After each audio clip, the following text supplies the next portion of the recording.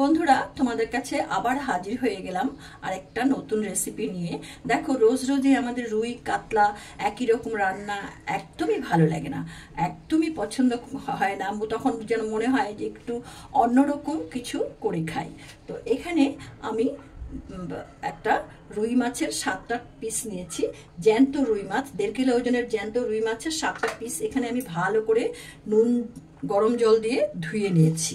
এবার এতে আমি দিয়ে দিচ্ছি 1 চা চামচ মতো লবণ, আর দিয়ে দিচ্ছি অল্প একটু গোলমরিচের গুঁড়ো। এটাতে আমি হলুদ ব্যবহার করব না।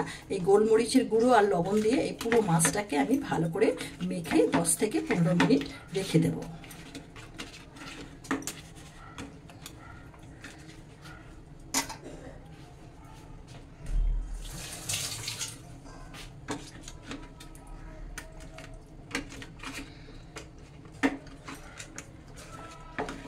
দেখো, এই পুরো মাছের টুকরোগুলো আমার ভালো করে গোলমরিচ নুন মাখানো হয়ে গেছে। আমি এবার এটাকে রেখে দিচ্ছি। এই মাছটা রান্না করার জন্য আমি ছোট সাইজের 2টো পেঁয়াজকে এরকম টুকরো করে নিয়েছি, আর 6টা কোয়া ছোট রসুন নিয়েছি, আর একটা টমেটো নিয়েছি। এইগুলোকে আমি মিক্সিতে একটু পেস্ট করে নেব। দেখো, আমার মশলাটা পেস্ট হয়ে গেছে। এবার আমি এইখানে গ্যাসটা ধরিয়ে দিচ্ছি। ধরিয়ে দিয়ে একটা কড়া এখানে আমি বসিয়ে দিলাম।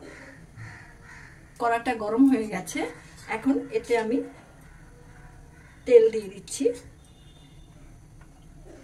এতে 4 টেবিল চামচ সাদা তেল দিয়ে দিলাম। তেলটা আমার গরম হয়ে গেছে বন্ধুরা। এবার এই মাছগুলোকে আমি একে একে এই তেলের মধ্যে ভেজে নিচ্ছি।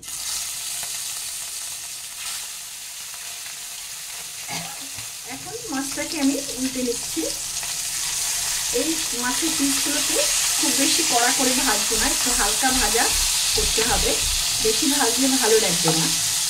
এই রান্নাটাকে মাছটা একটু হালকা ভাজাই করলে রান্নাটা খুব সুন্দর হয় এবং মাছগুলো খেতেও খুব সফট হয়।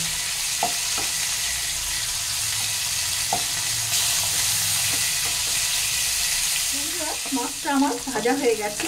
এবার আমি এটাকে এই প্লেটের মধ্যে তুলে নিচ্ছি। দেখো, এরকম হালকা করে আমি মাছ ভেজে নিচ্ছি।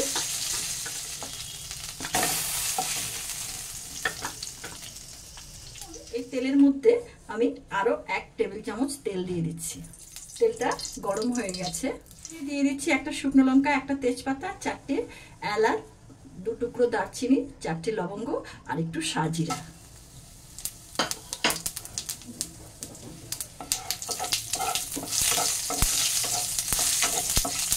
আমার ভাজা হয়ে গেছে। এখন এই যে পেঁয়াজ রসুন টমেটোর যে পেস্টটা, সেটা আমি এর মধ্যে দিয়ে দিচ্ছি।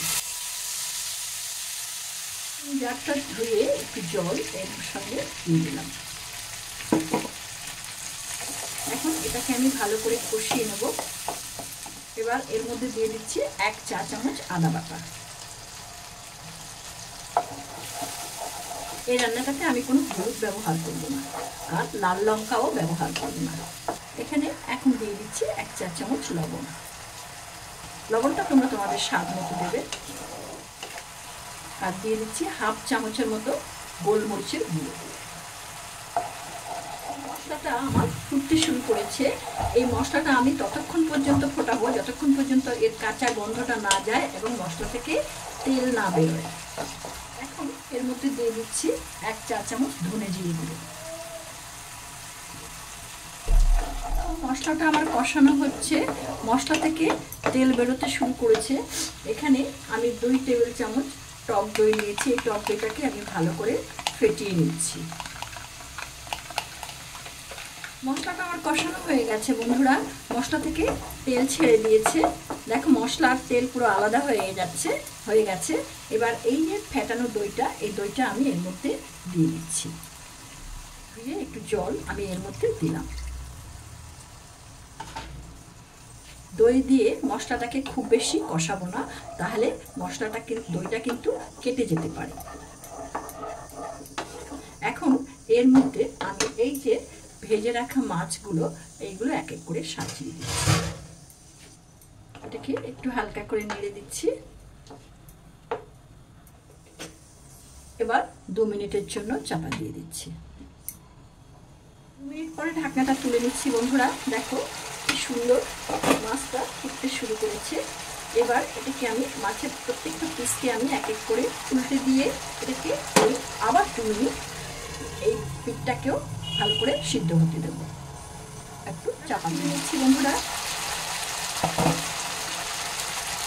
মাছগুলো আমার খুব সুন্দর সেদ্ধ হয়ে গেছে।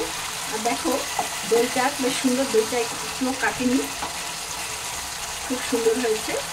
এই অবস্থায় আমি একটু মিষ্টি দেবো, কারণ যেহেতু দই টমেটো দুটোই টক জাতীয় জিনিস ব্যবহার করেছি, তাহলে রান্নাটা একটু খেতে ভালো লাগে।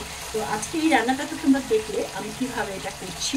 তো এই রান্নাটা যদি তোমাদের ভালো লেগে থাকে তাহলে আমার এই ভিডিওটাকে একটা লাইক করবে, বন্ধু বান্ধবদের সঙ্গে বেশি বেশি করে শেয়ার করবে।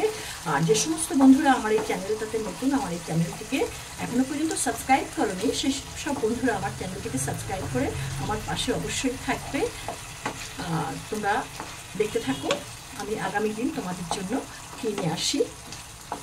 দেখো মাছটা খুব সুন্দর রান্না হয়েছে। এই রান্নাটা তোমরা সব কিছুর সঙ্গেই খেতে পারো, যেমন ভাত, পোলাও, ফ্রাইড রাইস, এর সঙ্গে খুব সুন্দর হয় এই রান্নাটা খেতে। অনেক সময় বাচ্চারা একদমই রোজ রোজ রুই মাছ খেতে ভালোবাসে না বা কাতলা মাছ খেতে ভালোবাসে না। তোমরা রুই কাতলা দিয়ে এইভাবে এই রান্নাটা করে দিতে পারো, তাহলে দেখবে ওরা রান্নার মধ্যে একটা আলাদা টেস্ট পাবে, তখন ওরা একদম চেটে পুটে সব খেয়ে নেবে। এবার এটা নামানোর আগে আমি এখানে অল্প একটু গোলমরিচের গুঁড়ো ছড়িয়ে দিচ্ছি, কারণ এই রান্নাটা কিন্তু টোটালি আমার পুরো গোলমরিচের গুঁড়োর উপরেই রান্নাটা হলো। মাছগুলোকে আবার একটু উল্টে পাল্টে দিচ্ছি।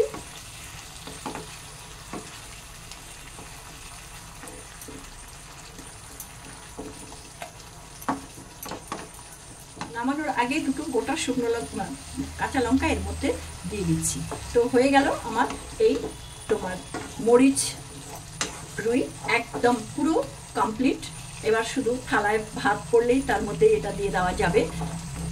এখন আমি এটাকে নামিয়ে ফেলব। তোমাদেরকে আমি একটু দেখাচ্ছি রান্নাটা কেমন হলো।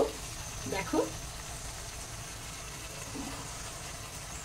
খুব সুন্দর হয়েছে রান্নাটা, ভীষণ ভীষণ ভালো হয় এটা খেতে। তোমরা কিন্তু করে খেয়ে আমাকে কমেন্ট বক্সে লিখে জানাবে কেমন খেলে।